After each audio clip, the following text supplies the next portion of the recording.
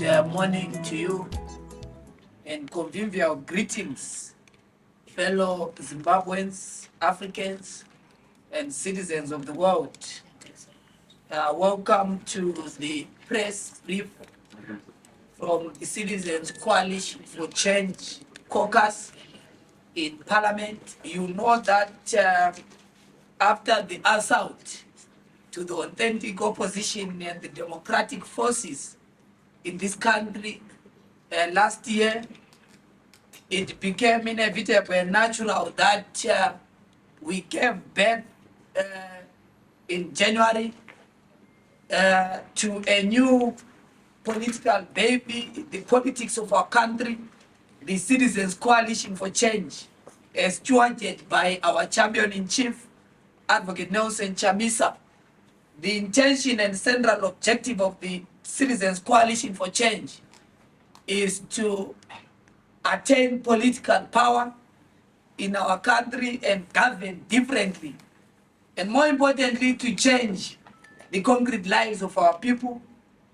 This announcement of our entry into the politics of our country led to our participation in the by-elections that happened in this country, and you know that we emerged victorious statistically with 60% of the vote share of Parliament, and of course the majority again in local council. Therefore, in the recent days, you know that there has been a debate in the court of public opinion around the role of our members of Parliament, given the discourse that has been happening around the loans that are given to our members of Parliament. We, as the Citizens Coalition for Change, met with the Parliamentary caucus, and they have, as per the mandate, to clarify and speak to the people of Zimbabwe, because the thrust and philosophy of our movement is putting the citizens back at the center of our politics. And therefore, when citizens raise concerns, we are duty-bound, morally and politically, to answer to the questions that are raised by ordinary people, because to us, those are at the center of the national democratic project and the national democratic struggle, which we are prosecuting without fear or favor.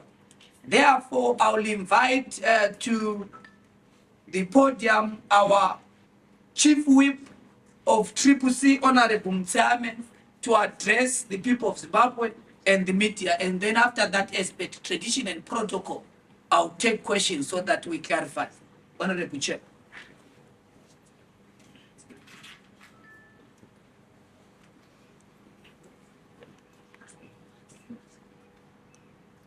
Thank you, everyone. A very warm greetings to you all, members of the fourth state. Everyone is very much welcome. The honorable members of the CCC party who are here, you are welcome, and we thank you so much for your presence, regardless of the shortest notice. The first and foremost, I would like to give so much respect to the fourth state for the party that you are playing in terms of disseminating information to the world. Honorable members of the fourth state, on Tuesday, the 6th of this December 2022, the Citizens Coalition for Change Parliamentary Caucus converged in Harare, where, among other things, they discussed critical national issues affecting the citizens of Zimbabwe.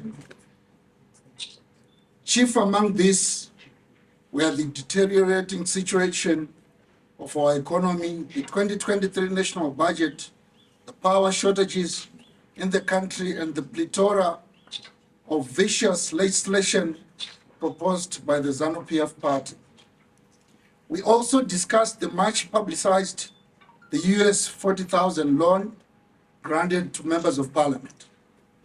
The CCC caucus has always put the citizens at the forefront in the quest to push for democratic change in Zimbabwe. At all material times, it has advanced and the agenda of citizen protection and that of holding the executive to account. Thus stood constantly on platform that has placed citizens at the center of its mandate.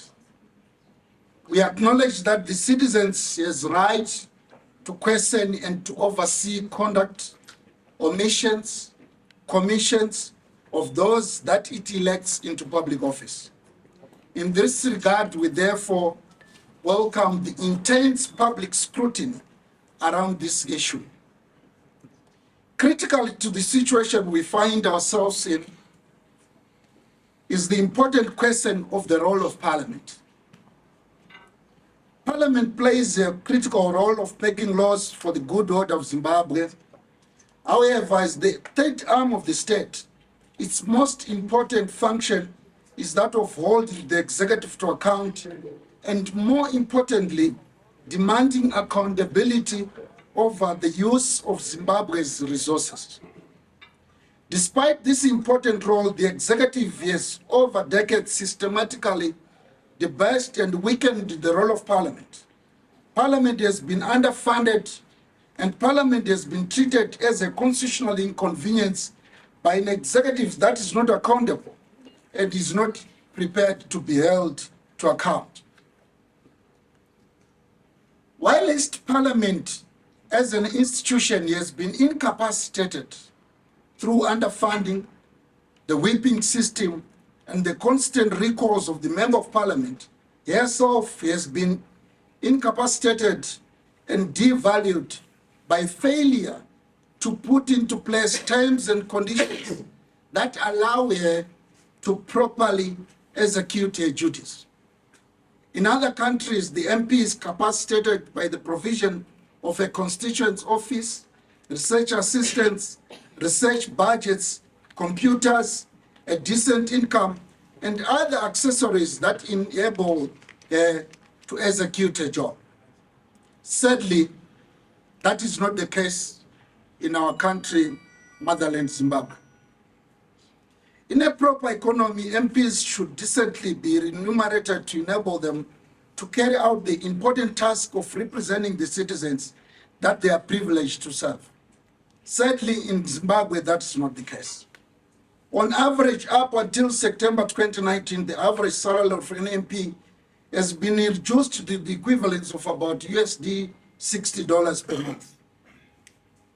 The de-dollarization exercise carried out by the government in February 2019 through SI Instrument 33 of 2019 seriously eroded the salary of every public worker, including the MPs and all other civil servants in this country.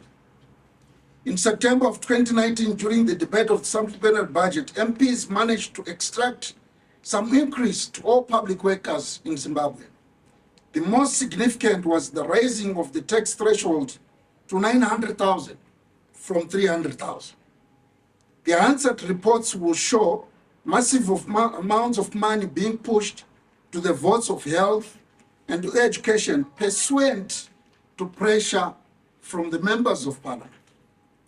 It was at this point that the executive conceded to increasing MP salaries to Zimbabwean plus or minus 200,000 RTGS, which is almost the equivalent of USD 200. The new salary remains very below the poverty datum line by a long margin. It also remains way below the average regional salary of MPs, which is to a region of US plus 2,000, even in economies that are smaller than Zimbabwe, or countries such as Kenya and others where MPs are paid around USD 13,000 a month. This is in addition to the provision of constituent offices and paid research assistances. The position of MPs in particular remains particularly vulnerable given they do not own means of production to derive and have income.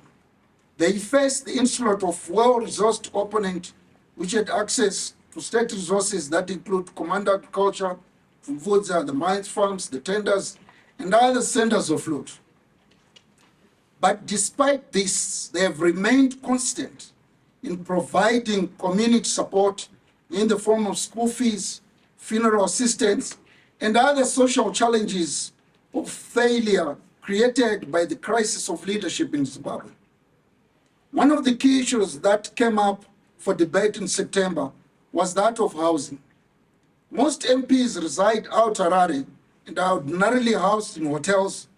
In the preceding months, as of now, Parliament had failed to pay these hotels, resulting in embarrassing situations for MPs, forced to hop from one hotel to another, and others move into lodges and to other places for accommodation.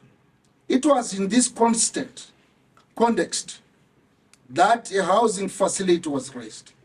Indeed, over the years, different facilities and loans have always been provided for Parliament.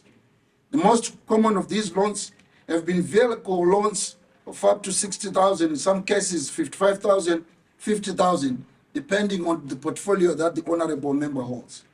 The loans have always been repaid. Where there has been a default, Parliament has instituted legal proceedings and court records are public. In some cases, vehicles have been seized at toll gates, like for Honorable Wende, Honorable Chinanzowana, Honorable Caston Mateo, and my vehicle at time, it was taken at toll gate as I got into Masvingo town. And some of these issues, they are still in court defending ourselves. The suggestions in some quarters that loans are donations is not correct.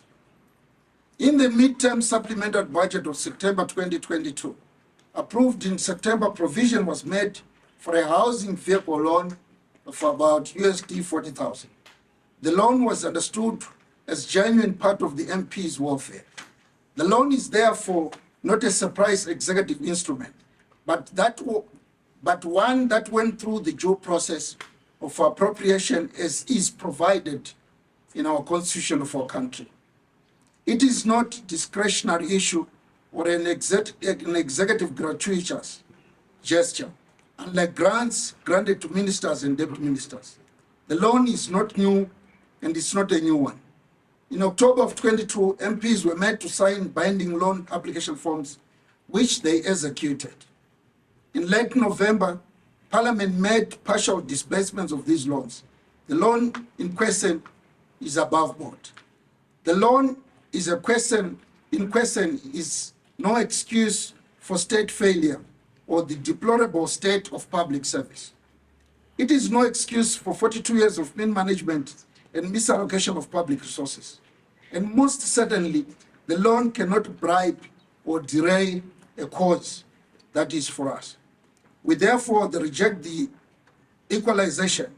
We are not ZANU, and they have never been ZANU, and I have never been ZANU, and we will never be ZANU-PF. We are triple C. We have remained principled and committed. We have remained unwavering in our quest for transformation and change in our country.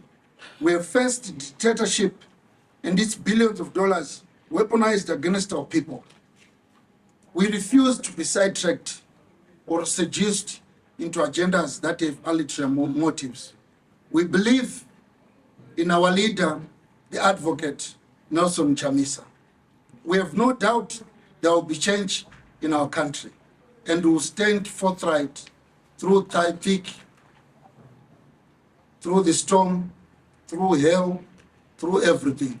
We will stand behind the champion-in-chief, Advocate Nelson Chamisa.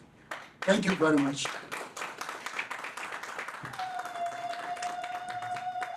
Thank you very much to members of the fourth state. Thank you very much to honorable members. I'll now give the platform to our spokesperson, the deputy, Papa Ostalos. Thank you very much, Honorable Chief Whip of Parliament. You can see that there is clarity of thought and fixity of policy from CCC.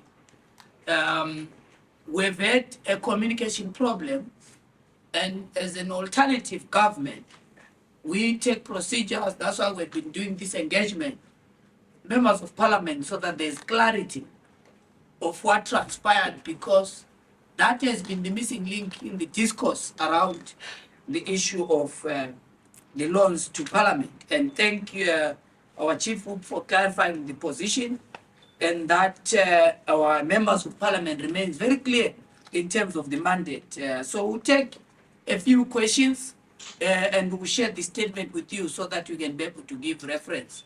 We'll take, as per the tradition, you introduce yourself, and then we'll take a few questions so that we can conclude the presser. Thank you. Yes, completely. All right, thank you. Thank you so much to the Chief Whip for the clarification. I'm sure, or I hope, citizens will understand.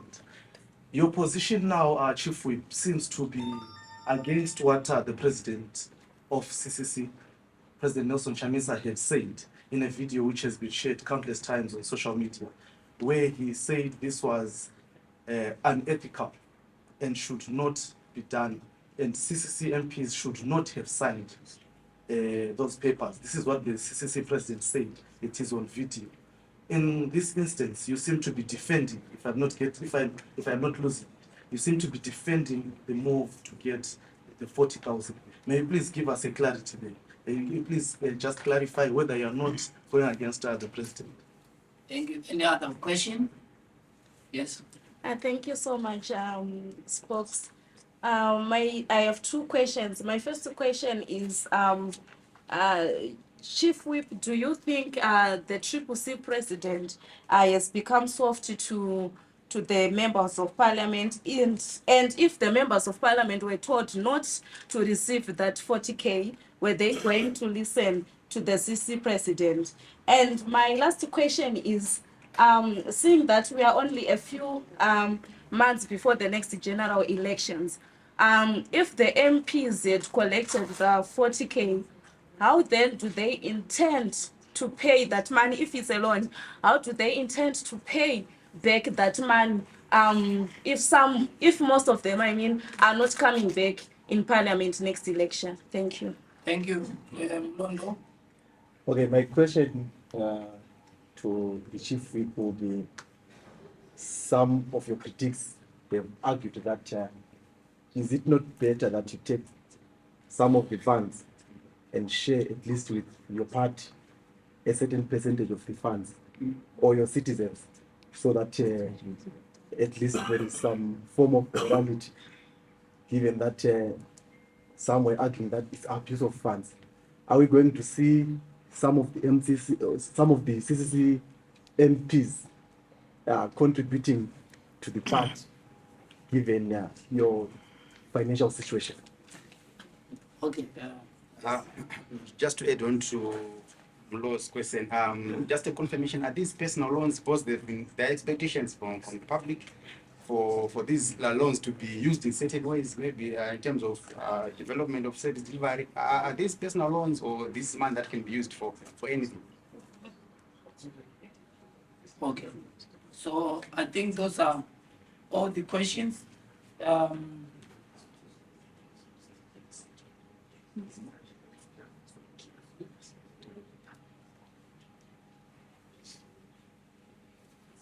Thank you. I'll go on to the third question. This is a loan, and that loan is an agreement, which is clearly a loan agreement, which is clearly spelled out at how it's supposed to be spent. And any deviation from that requirement would be a flouting of rules. So we always abide by the requirements of this agreement. So we'll speak to the agreement to deliver in terms of how the 40,000 is supposed to be used. As if you take note, I had earlier on pronounced to the fourth state that it's for housing purposes. And that purpose is what it stands for.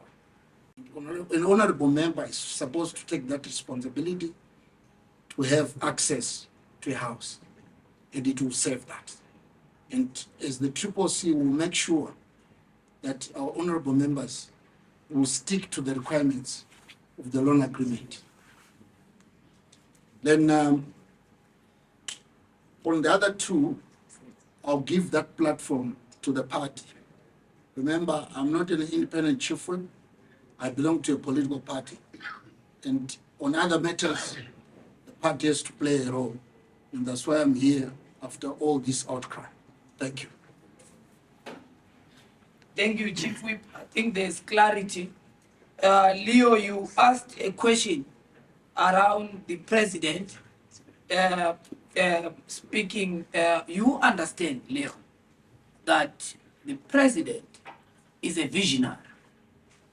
He has got a mandate at all material times, whether it is hot, it is cold, it is summer, to give vision and direction and to guide the organization in terms of his values and ethos. And we have said, when a meeting with members of parliament, and one of the critical issues we raise is the questions of integrity.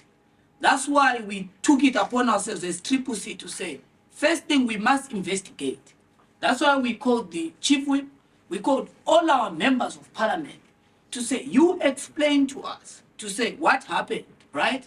Because we had to make sure that we investigate and make a decision based on the facts, which is what they've highlighted now and given a perspective to our people and supporters. And the president made it very, very clear that in no circumstances can our party dither and compromise on issues of ethics and values. The issue that we saw, and that's why we are happy today, because we have said members of parliament, go and speak to the people, because we had no political problem. I see my fellow political science professor saying no, to try and strike political equivalence between our members of parliament and ZANU. We're far from it, because we have said to members of parliament, come and explain to us what transpired. And we now have the facts, we have read the contracts. And what was not there was a communication issue, not a political problem. But the enemy obviously intended to harvest out of it and present a political problem.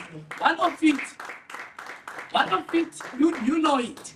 One of it was the assumption and the narrative that CCC MPs have defied the president. You cannot separate the champion-in-chief and his deployees. It is impossible. There is an illusion within our enemy's camp to say, no, there's a discongestion. They met with the champion-in-chief, conveyed what happened, because what we wanted was to fill the lacuna of information around what transpired, because the court of the public opinion, they did not discourse in terms of the contents of the contract, which is what we got, because if we had found out that, number one, there was a breach of our principles and values. For example, the discourse was that, no, you are being given trinkets and trappings by the executive, which is not the fact. Because it is members of parliament, as they've articulated, we have heard them, that brought the debate to a supplementary budget. Not that it was something given at the mercy of the executive. Yes. That's number one. Right? Number two, there's an assumption, and I'm happy that members, we have said as CCC, which answers the question that is asked by Mlo. We are a citizens movement. We have met with members of parliament and said to them, look, this is a private loan. Ordinarily, just like they got the 60,000, we are not supposed to be calling them in question, but that's their private contracts and loans privately as members of parliament, right? But because there is an outcry and misunderstanding of the issue, that's why we wanted to investigate whether there is any element of criminality, any element that bastardizes our values. That's what we're interrogating. That's why they presented our case. And we can't say, there's a debate also by some people that no, President Chamisa demanded a certain percentage. Look, we have been prosecuting this struggle in difficult terrains. You know, they took our headquarters. They took our office in our yesterday movement, of course. They took our these members of parliament that they are trying to bastardize today are the same people they record from parliament on the basis of their allegiance to the cause for democracy in our country. Would have chosen the easier route to go and dine with dictatorship? You know that after election they said, no, come, President Chamisa will give you a motorcade, private security, and all the trappings of authoritarianism. We said, look, this is not provided for at law, so it can't come at the mercy of the winner. Let it be something that come out of the law, not that you want to hoodwink us and drag us into the trinkets. And I don't think that logically, as an organization, would say, no, give us, because they have to account. That's why we say, for us as a party, all the members of parliament, and that's a non-negotiable position, which emphasizes what the president talks about as a visionary, that every member of parliament that took the law must pay back. Yes. Every person that took money is a non-negotiable position. Because when we tell them, no, give us the money, they say, we can't pay back, right? We have to make sure that taxpayers' money is accounted for.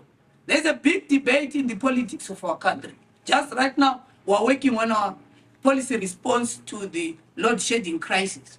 We have said to our opponents in ZANU, there is a problem in this country around electricity. We have proposed basically 3 things that must be done. Number one, we've said to government of Mr. Nanga, let's deal with generation. The generation of electricity in Zimbabwe, which is the problem about the clueless regime that is leading us.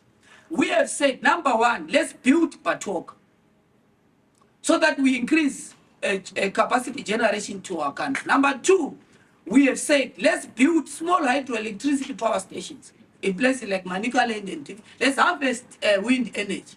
Let's build solar energies. But that discourse to them, to analog people, it's a discourse that they can't appreciate. Number two, we said, let's deal with transmission. We lose 30% of electricity because of archaic transmission cables. We have said, let's resolve the transmission issue in Zimbabwe so that we don't have the current load shedding. Number three, of course, demand side management, right? Let's have prepaid meters in farms and so, because a lot of people then don't pay.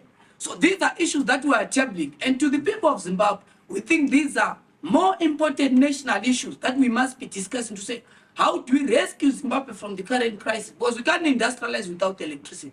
Not the discourse that, no, we are going to shut. We have proposed that let's have solar, let's have geysers in every person's household.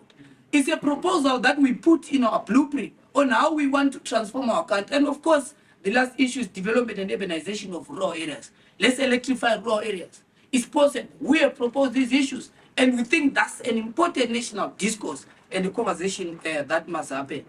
I think that I've answered. There's a question around CCC being soft, the president being soft. I think we are the toughest political organization to our deployees, because we have managed as citizens coalition for change to relegate the self for the advancement of the collective. That has been our basic philosophy since we entered the democratic politics in our country. It's about relegating the self and adopting the collective. That's why we are standing tall.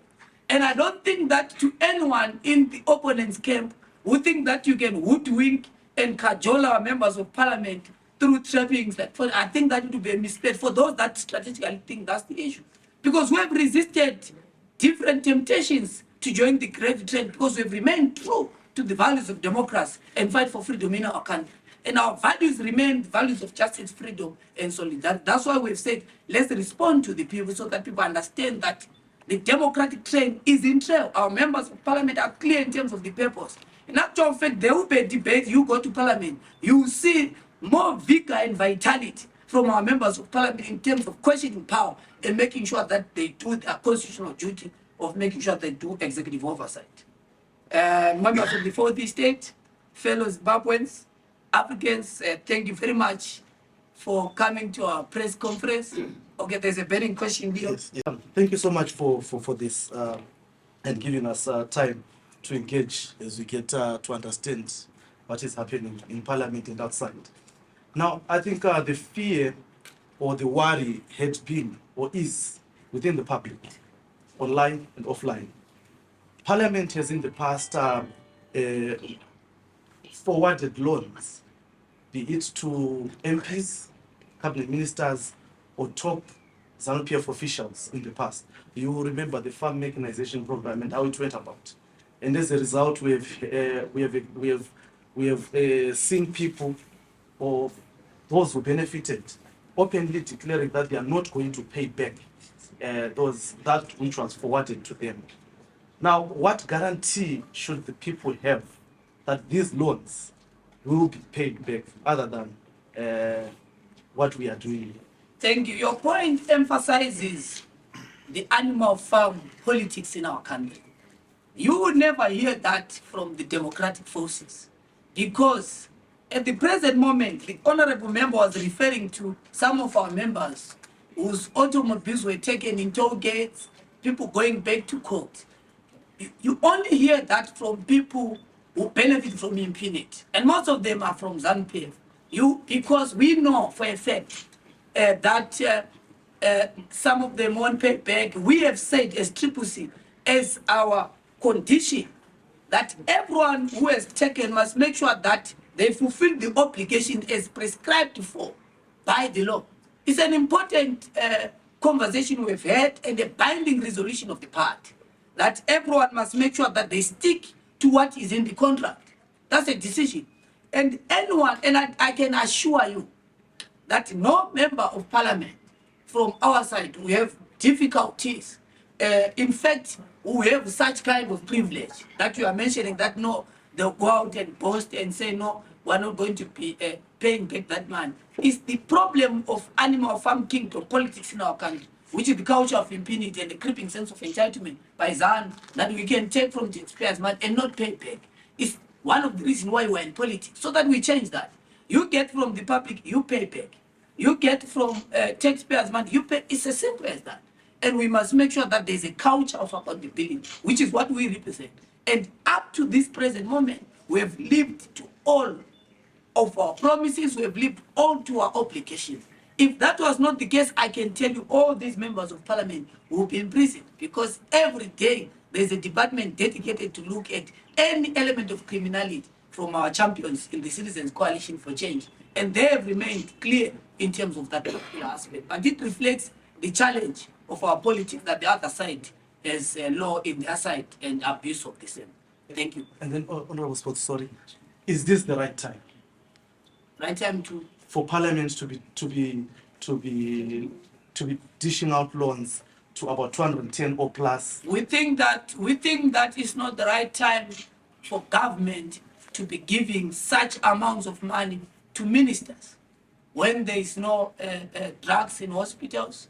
We think that that amount of money that is being given to other arms of government is lack of prioritization, because our people are dying of 16th century diseases. So we think that, and it's one of the issues that our members of parliament have been raising in parliament, to say, look, let us prioritize the interests of ordinary people. And that is our key focus. And we're not going to dither on that. Despite that they've said the welfare of our MPs must be addressed, we don't dither on the question of prioritization. That is the discourse that our members of parliament are bringing in parliament, and we salute them for that. I think that's the last question. All right. So there's a conception among the general people, among citizens, that CCC is becoming weaker ahead of the 2023 elections. And this is compounded by such issues, the 40,000 issues. We have Honorable Sheldon Wendy issue, where he's getting a backlash from colleagues, fellow citizens.